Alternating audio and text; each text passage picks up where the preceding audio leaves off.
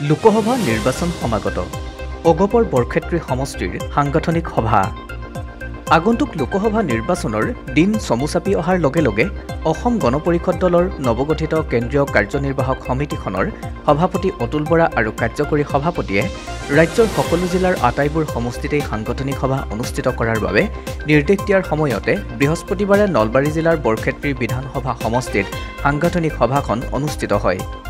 বৰভাগৰ পাণ্ডুলা দামোদৰ ধামত অনুষ্ঠিত হোৱা সভাখনৰ সভাপতিত্ব কৰে জ্যেষ্ঠ অগপ নেতা তথা বৰক্ষেত্ৰী সমষ্টিৰ সমিতিৰ সভাপতি খগেন মেধিয়ে। সভাখনৰ উদ্দেশ্য ব্যাখ্যা কৰে অগপৰ যুৱ পৰিষদৰ সাধাৰণ সম্পাদক তথা বৰক্ষেত্ৰী সমষ্টি সমিতিৰ সাধাৰণ সম্পাদক জাহিৰ আৱাল চৌধুৰীয়ে। সভাত পৰ্যবেক্ষক হিচাপে উপস্থিত থাকি ভাষণ প্ৰদান কৰে ক্ৰমে অগপৰ কেন্দ্ৰীয় সমিতিৰ সাধাৰণ সম্পাদক আকৰাম হুছেইন, উপসভাপতি জ্যোতিষ দাস, সাংগঠনিক সম্পাদক গুণমণি ভূঞা, সম্পাদিকা নিবেদিতা ডেকাই। সভাত নলবাৰী জিলা সমিতিৰ সম্পাদক কনকেশ্বৰ শৰ্মা, নলবাৰী সমষ্টি সমিতিৰ সম্পাদক কমল দাস, তথ্য প্ৰচাৰ সম্পাদক ভূপেন দাস, বৰক্ষেত্ৰী যুৱ পৰিষদৰ সভাপতি বিকি শৰ্মা, সম্পাদক নয়নজ্যোতি ঠাকুৰীয়া, নলবাৰী ছাত্ৰ পৰিষদৰ সম্পাদক ৰঞ্জন বৈশ্যকে ধৰি প্ৰায় ২ শতাধিক অগপ কৰ্মীয়ে সভাখনত অংশগ্ৰহণ কৰে। সভাত বিশেষভাৱে লোকসভা নিৰ্বাচন আৰু দলীয় সংগঠনৰ ওপৰত বিশদভাৱে আলোচনা কৰি অসম গণ পৰিষদ দলৰ প্ৰাৰ্থীৰ লগতে মিত্ৰজোঁটৰ প্ৰাৰ্থীক জয়ী কৰাবলৈ ৰণকৌশল গ্ৰহণ কৰে। সভাত বুথ পৰ্যায়ৰ পৰা সাংগঠনিক তৎপৰতা বৃদ্ধি কৰাৰ লগতে সাংগঠনিক সভা আৰু গণসংযোগ কাৰ্যসূচীও গ্ৰহণ কৰা হৈছে।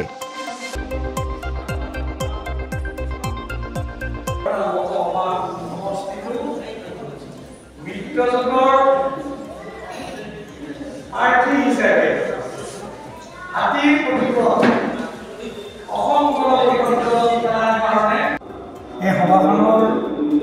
উদ্দেশ্য হৈছে যে আমাৰ সংসদীয় বৰপেটা লোকসভা সমষ্টিৰ নিৰ্বাচন, সেই নিৰ্বাচনত অসম গণ পৰিষদ দলে প্ৰাৰ্থিত্ব প্ৰদান কৰাৰ নিশ্চিতি পোৱাৰ পাছত অসম গণ পৰিষদ দলৰ আমাৰ বিধানসভা সমষ্টিসমূহৰ জৰিয়তে আমি যাতে বুথ পৰ্যায়লৈ সম্পূৰ্ণভাৱে আমি সমিতিবিলাক ইতিমধ্যে আমাৰ গঠন হৈছে, যিবিলাক বাকী আছে সেইবিলাক যাতে আমি সম্পূৰ্ণ কৰি আমি শক্তিশালী ৰূপত আমাৰ প্ৰাৰ্থী ঘোষণা হোৱাৰ পাছত আমাৰ নলবাৰী জিলাৰ 3টা সমষ্টি, টিহু সমষ্টি, নলবাৰী সমষ্টি, বৰক্ষেত্ৰী সমষ্টিত আমি সুন্দৰভাৱে সঠিকভাৱে উপযুক্ত সময়ত উপযুক্তভাৱে আমাৰ প্ৰাৰ্থীগৰাকী ভোটৰ দিনাখন, নিৰ্বাচনৰ দিনাখন ভোট দি আমি বিপুল ভোটৰ ব্যৱধানত জয়যুক্ত কৰিব পাৰোঁ। তাৰ কাৰণে আজি এইটো প্ৰথম পৰ্যায়ৰ আমাৰ নিৰ্বাচনী সভা বুলিয়েই কৈছোঁ। নিৰ্বাচনী সভা প্ৰতিদ্বন্দ্বী কাৰ লগত হ'ব? আমাৰ প্ৰতিদ্বন্দ্বী আচলতে কাৰ লগত হ'ব এতিয়া আমি ক'ব বিচৰা নাই, কিন্তু ইয়াত এইটো ঠিক বৰপেটা লোকসভা সমষ্টিত অসম গণ পৰিষদ দলে অধিক ভোটৰ ব্যৱধানত, বিশাল ভোটৰ ব্যৱধানত অসম গণ পৰিষদৰ প্ৰাৰ্থীগৰাকী বিজয় হ'ব। যিহেতু সাংবাদ মাধ্যমৰ মানুহ, যি আমাৰ আগন্তুক লোকসভা নিৰ্বাচন আহি আছে, এই নিৰ্বাচনত আমাৰ এইবাৰ যি আমাৰ ভাৰতীয় জনতা পাৰ্টী আৰু অসম গণ পৰিষদ দলৰ মিত্ৰজোঁট, এই মিত্ৰজোঁটে 2টা সমষ্টিত আমাৰ অসম গণ পৰিষদ দলৰ হাতীৰ ছবিত নিৰ্বাচন হ'ব। তাৰ ভিতৰত এটা বৰপেটা সমষ্টি আৰু এটা ধুবুৰী সমষ্টি। আৰু আমাৰো সৌভাগ্য যে আমি সমষ্টি পুনৰ্নিৰ্ধাৰণৰ পিছত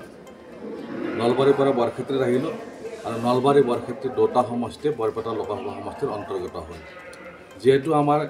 নিৰ্বাচন আহি পাইছে, ইতিমধ্যে ঘোষণা হৈ গৈছে যে আমাৰ বৰপেটা সমষ্টিটোত আমি অসম গণ পৰিষদ দলে নিৰ্বাচন খেলিম। সেইকাৰণে আমি আমাৰ যি সাংগঠনিক সভাবোৰ যোৱা পৰহি আমি নলবাৰীত পাতিছিলোঁ, নলবাৰী সমষ্টিত, আজি বৰক্ষেত্ৰী সমষ্টিত হৈছে, টিহু সমষ্টিত চলি আছে। আমাৰ যি অন্তৰ্গত যিসমূহ আমাৰ আঞ্চলিক সমিতি আছে,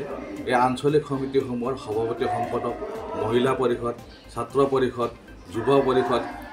কৃষক পৰিষদ, সংখ্যালঘু পৰিষদ সকলোকে লগ লৈ যে আমি নিৰ্বাচনটোত যি মিত্ৰজোঁটৰ যিটো নিৰ্বাচন হ'ব, এই নিৰ্বাচনটোত আমি আমাৰ প্ৰাৰ্থীগৰাকীক কেনেকৈ এটা বিশাল ব্যৱধানত অসমৰ ভিতৰত সৰ্বোচ্চ ভোটত জয়লাভ কৰাব পাৰোঁ তাৰ বিষয়ে আমি আজি এই সভাখন আহ্বান কৰিছোঁ আৰু কেন্দ্ৰীয় কমিটিয়ে আমাক এই সভাবোৰত তেওঁলোকৰ পৰা পৰ্যবেক্ষক হিচাপে আমাৰ কেন্দ্ৰীয় কমিটিৰ নেতাসকলক নিযুক্তি দিছে তেওঁলোকৰ উপস্থিতিত আমি আমাৰ ৰণকৌশল প্ৰস্তুত কৰি আছোঁ যে আমি কেনেদৰে আমি নিৰ্বাচনটোত জয়লাভ কৰিব পাৰোঁ বৰপেটা লোকসভা সমষ্টিৰ প্ৰাৰ্থী 10 তাৰিখে ঘোষণা হ'ব ইতিমধ্যে আমাৰ সভাপতি অতুল বৰা ডাঙৰীয়াই ঘোষণা কৰিছে আৰু আমি বৰক্ষেত্ৰী নলবাৰী টিহু গোটেই নলবাৰী জিলাৰ পৰা আমাৰ প্ৰাৰ্থীজনক 80% ভোট দিয়াৰ কাৰণে আমি সংকল্প গ্ৰহণ কৰিছোঁ নলবাৰীৰ পৰা ফয়জুল হক চৌধুৰীৰ ৰিপৰ্ট অসম খবৰ